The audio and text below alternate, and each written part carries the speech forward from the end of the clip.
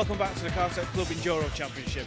Now this latest encounter sees us here at Silverstone, the home of British motorsport. Matt Fazier in his Porsche 968, who's second in the championship. He could take the lead after this race, depending on where he finishes. But on top of that, he could actually take the Class B championship this weekend. So let's keep an eye on him. There's 48 teams competing this weekend. We've got a 2-hour race, mandatory 3-minute pit stop, and rain is on its way. So I'll hand you up to our commentary team, Andy McEwen.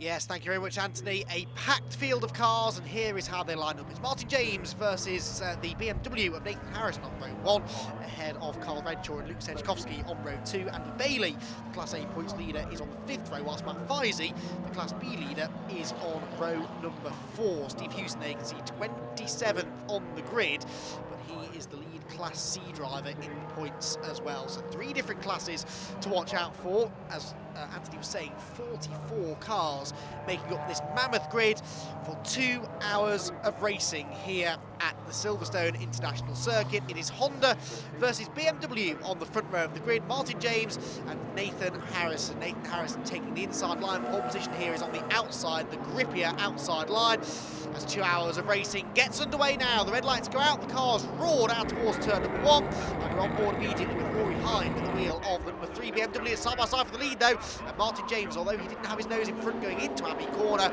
did manage to take a bit more speed into the turn and therefore fended off the early advances of Nathan Harrison as the rest of the field streamed through. And you can see there already the great variety on the grid in the Cartek Club Enduro Championship. Everything from race prepared GT cars all the way down to road converted hot hatchbacks and everything in between, down towards Village and the Link. In fact, they go for the first time, and dropping down the order there looks like the number 11 car. Yes, the black, blue and white BMW. That was the car that started on the inside of row number 1, Nathan Harrison, who was just slipping backwards here at the start of the race. So down towards the end of the hangar straight they go, and it's now one of the other BMWs. That's Luke Sedgwickowski's number 33 car that is starting to apply the pressure to the race leader, Martin James, as they go through Stowe for the first time of asking. On board now with car number 9. This is Tony Hobson in the VW Golf a bit further back. See the trouble here. You're trying to pick out the cars that are racing in your class, but when you've just got so many cars all trying to occupy the same bit of road, it's very difficult not to get tangled up in somebody else's battle and end up losing time in really an unnecessary fight for position. Well, there's Nathan Harrison. He's got Matt Fazier, the Class B champion-elect, behind him. Back with Hobson in the Golf there. You can see judicious use of the road for a few drives coming out of Club Corner.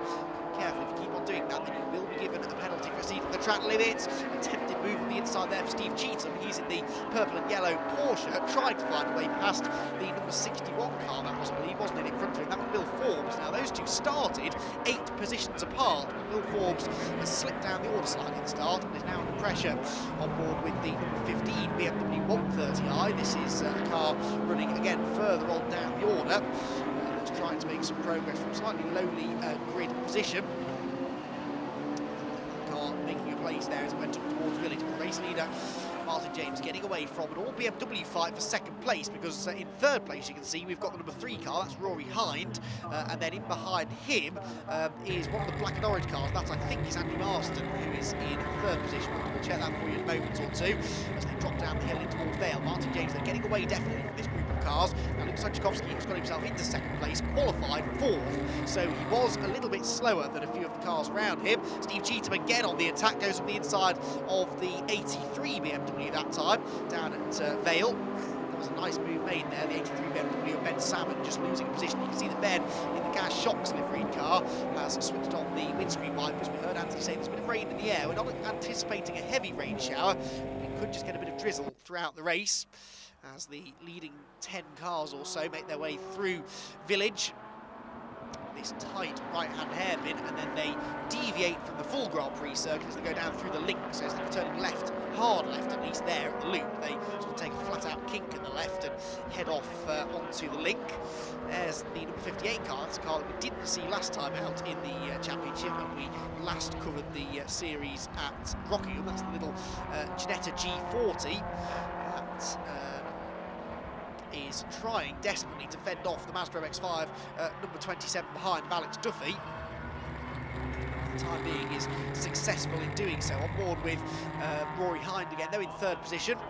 There's the fight for fourth position behind him between the two black and orange BMWs run out of different teams. It is indeed Andy Marston who's in fourth position in car number 16, and behind him the car that started third on the grid, Carl Redshaw. That's Carl Redshaw, the ADT Motorsport car, which is just dropping backwards now into the clutches of another BMW. This is the recovering BMW of Nathan Harrison, who really, he got a good initial launch, didn't he, from the rolling start. The BMW a bit more powerful than the Honda Civic and Martin James that he shared the front row with, but Martin James was on the wider line, was able to take a bit more speed into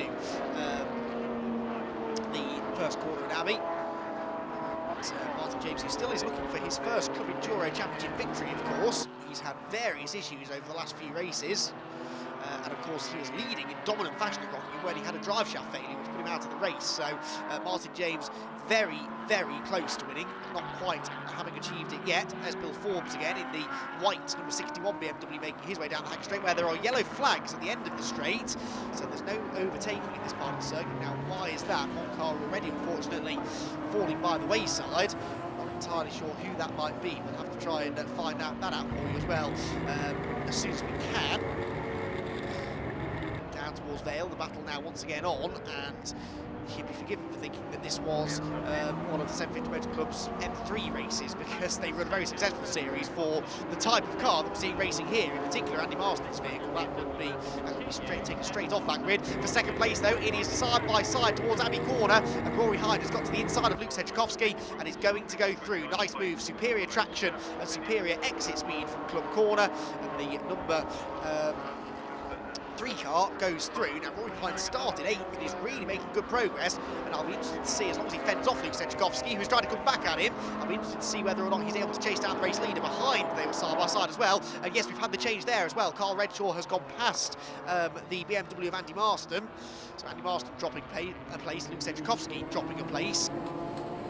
As we are on board with Tony Hobson, and look at that going past him side by side are the race leaders of Rory Hind up the inside line. Can he this time wrestle the lead away from Andy Marston? He can, and so once again we have another lead change here. What's been a sensational opening half of the race. Rory Hind on a tear. He's looked a bit quicker than Marston for the last few laps, but can he now have a bit of better look in the traffic than Andy Marston had to pull away? Well, already they're starting to get into it there as they try and dice their way past these battling cars. Of course, this is the difficulty with the back markers.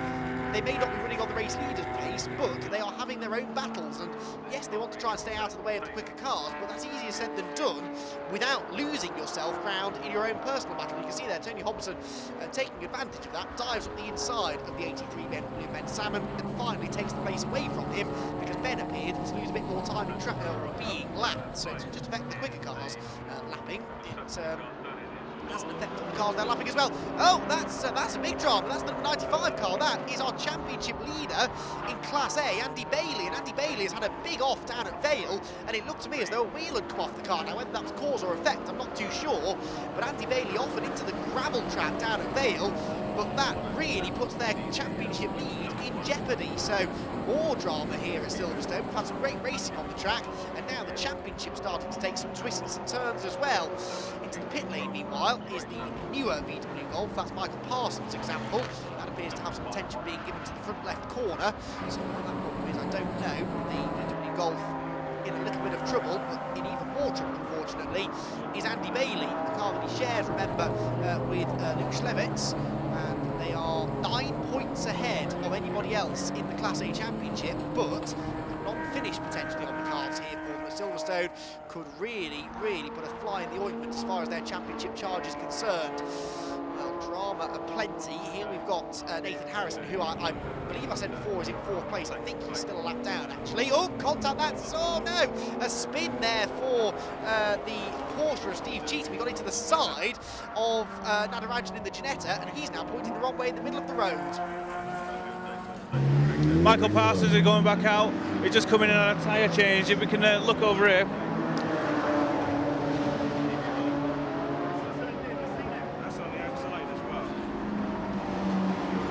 So Michael Parsons, Volkswagen Golf, just gone back out. He's had a tyre change. It's delaminated, as you can see. What would cause that? What would cause that? I don't know. This is the second time we've had a problem with the same brand of tyre. They replaced one, but we've got exactly the same issue again. So when it comes in next time, we'll probably replace all four and put a different set of different manufacturers' tyres on. So It looks like it's delaminated from the inside. Yeah, it has. And it's an issue we had before. They say there's no problem, but obviously there is. Well, thanks for talking to us. No problem. Yes.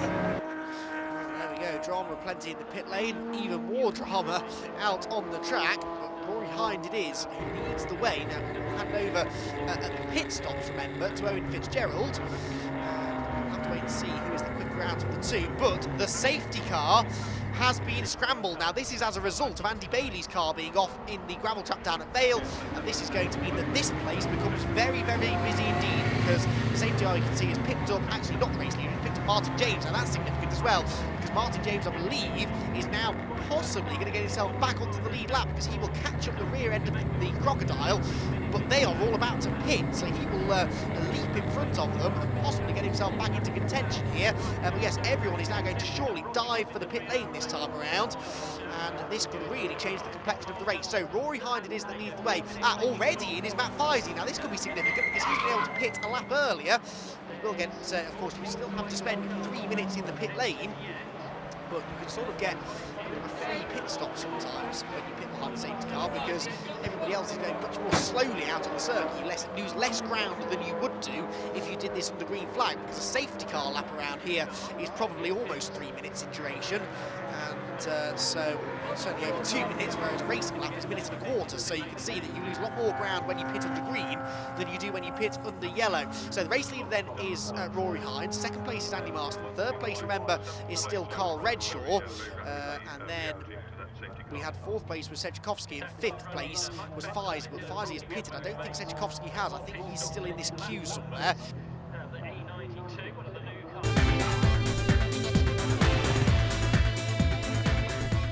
Andy, you were in the car at the time. The wheels torn off. This just been annihilated. What's happened? I'd love to say I knew exactly what had happened. I don't know. I was just on the brakes, went to turn in, and the back of the car dropped down. A bit of a graunching noise, and then sitting in the gravel trap, I saw my wheel go past me. But then I come back here, and we've obviously somehow the studs have sheared off. But I've got no idea why, because we had no vibration, no noises. I don't know. It seems to be a track, so I used to do the old Ford Puma Cup and did exactly the same thing here with one of those, lost a rear wheel, but maybe it's the circuit. Oh, Or driving, yeah, one or the other. It takes some force to do that. It's 5 studs sheared completely off. Yeah. I've lost my words. I've got no idea. I don't know. I can't comment. I don't know if there's been no contact, I haven't been mounting the curbs. It literally braked, turned, wheel fell off, I ended up in the gravel trap, and that's kind of how it went. So if you can get the studs out, can you replace them and get it back out, or is it a new hub?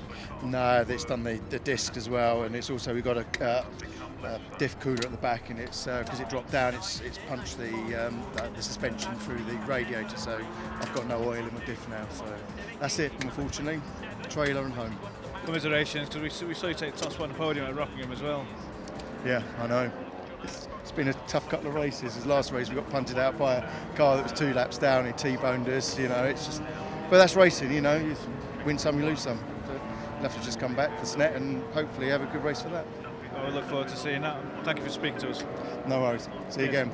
Well, thanks, Anthony. So the mystery deepens then as far as what happened to Andy Bailey out on the track. But it does mean that he and Luke Slevitz, well, they may end up losing their Class A championship lead. It's not for certain yet. Of course, it depends where some of their nearer rivals in the championship end up in this race. But yeah, that's not been a particularly good start to their race. Well, a good start to the race. They were up there inside the top 10, but things then really going sour later on. The good news for us, though, is that the safety car is about to come into the pit lane and release the field back out onto the circuit with the number 3 car out in front. The BMW that is shared between Rory Hind and Owen Fitzgerald. And the safety car peels in. The lights, the cars, excuse me, start to accelerate down towards Vale Corner.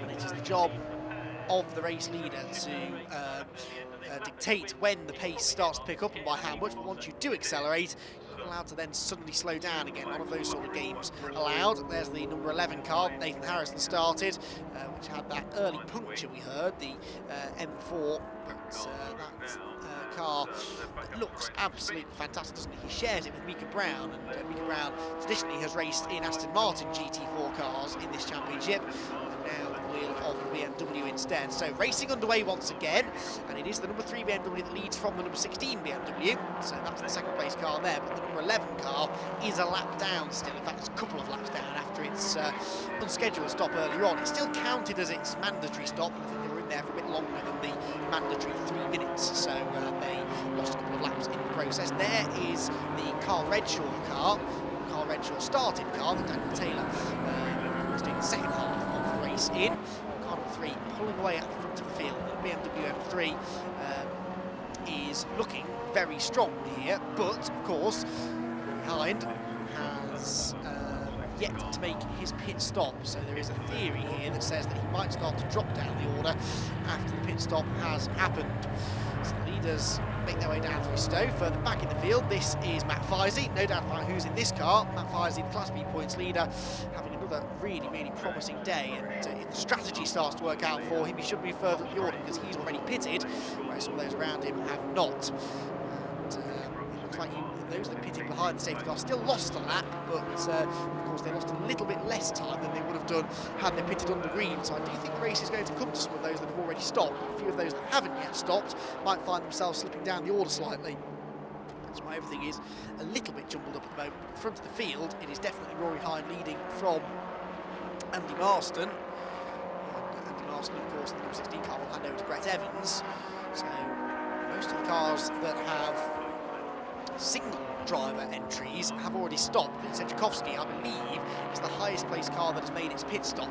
Darren Ball has also pitted. So too, of course, had Martin James earlier on in the race. So Martin James, you can see just in front of us, actually, we're on board with Matt Feisey. That white and blue Honda Civic on the distance is Martin James, and in fact that was Darren Ball going through, I think. So these are all cars that have stopped, and they're trying to just pick their way through the traffic and into some clean air and set some quick lap times, because if they don't lose too much time to the leading group, they should, in theory, leapfrog ahead of them by actually quite a significant margin once they make their pit stops. But it's all about surviving the very busy restart now. You can see how busy it is. On board with Matt Feisey in front of us in the 53 machine. That's one of the Mazda MX-5, isn't it? Working its way through. Sorry, 52, excuse me. Paul Sheard. Look at them, 3 and 4 abreast. We've got Minis, Mazdas, Hondas, BMWs. The BMW of Darren Ball almost gets into the side there of Jeff Gurrier in 93 Mazda MX-5. Matt Feisey tries to pick his way through as well. This is all getting very congested indeed as they work their way back out of Club Corner again. But Matt Feisey is chasing down that BMW that's just gone past him. That is for position, but they are in different classes. So it's the Class A BMW that just went ahead of the Class B Porsche. This is the Class A BMW leading race though even, and it is race leader Rory Hind, who works his way down into Stowe Corner. This car sitting pretty at the moment, but how is the strategy going to unfold? Well, that was anything but pretty through Stowe Corner. Lots of opposite lock, and now he dives into the pit lane. So in comes Rory Hind to hand over to Owen Fitzgerald. Now, I think the question is, how much time is this going to lose them? They're almost certainly going to lose the lead. Of course, they will initially anyway, as some others maybe don't pick just yet, but is it going to hurt them in the long run? Well, there is Owen Fitzgerald waving him in, and Rory Hind pulls in, stops, switches off the car. Car has to be switched off before the driver change can take place. Then he starts undoing his belt. You can't start doing that until you've stopped the car. That now gives Andy Marston the race lead, with Carl Redshaw into second position. So it's still a BMW on 2. BMW's really running strongly this weekend.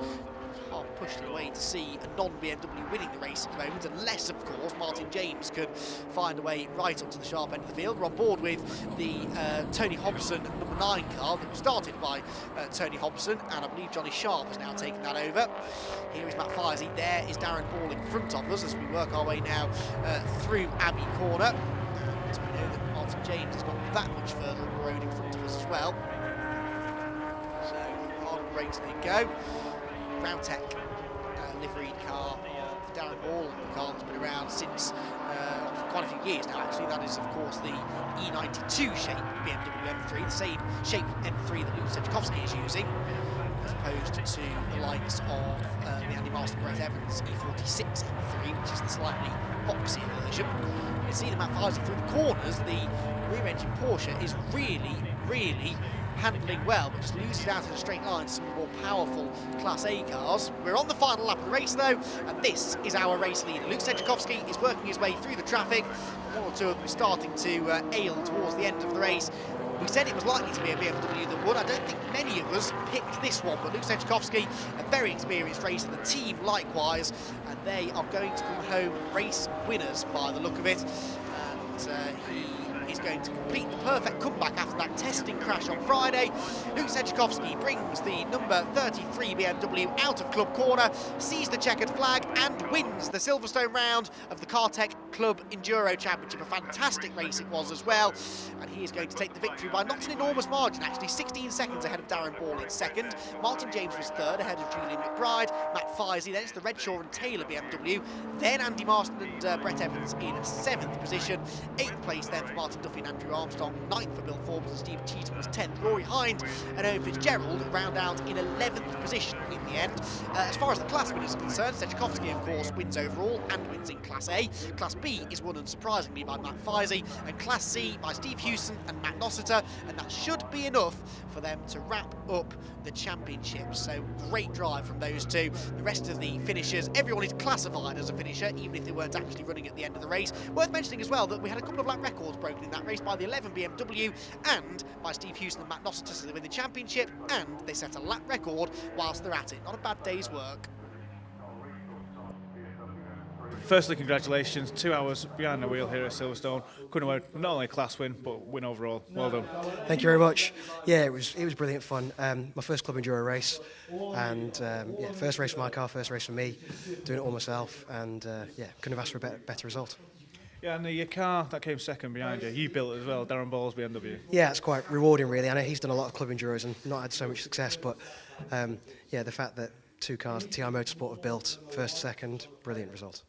We came into this race, we think we were around about 23 points ahead when we came into this race. We don't know where second in the championship has actually come. We may have won Class B, we don't know. Which is torture for me, talking to you now. And what else was torture was your brakes in that race. Yes, I've never experienced brake shudder that goes all the way through the seat. We think we've got a major issue with the front wishbone for the last 50 minutes of the race. It was lift, coast, turn in and barely touch the brakes as best we could. We've had a wonderful run mechanically. You know, up until today, we've done, 10 hours of racing this season, plus qualifying, and the car's been beautiful. Unfortunately, today we've suffered, but we've still won, so we're happy. Class C winner, Stephen Hewson and Matt Nossiter. You came into the round leading the championship. You blew the high-pressure hose off your steering rack just before the start of the race. So just to finish here is a feat, but to come first in class, well done. Thanks, yeah, much more than we expected. We had a phone call from Matt in the collecting area saying that it had lost all the power steering fluid. We had to get it back to the garage, repair it, but we couldn't get the power steering working, so we had to do the whole race without power steering.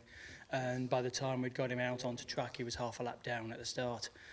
Got about, I think, 15 places up during your stint before the safety car. Yeah, I think came in P3 in class when the safety car was deployed, and then you did the rest. Pitted and yeah, swapped over. We were lucky-ish with the safety car and that the light just went green as we went out the end of the pit lane. We got caught out at Spa with exactly the opposite. So yeah, after that it was just head down and slog through, but I'm exhausted. Yeah, we're all exhausted from watching it as well. But congratulations. Obviously the championship's in sight now. You've got to keep going. So well done. Thank you very much. Let's keep at it. Thank you.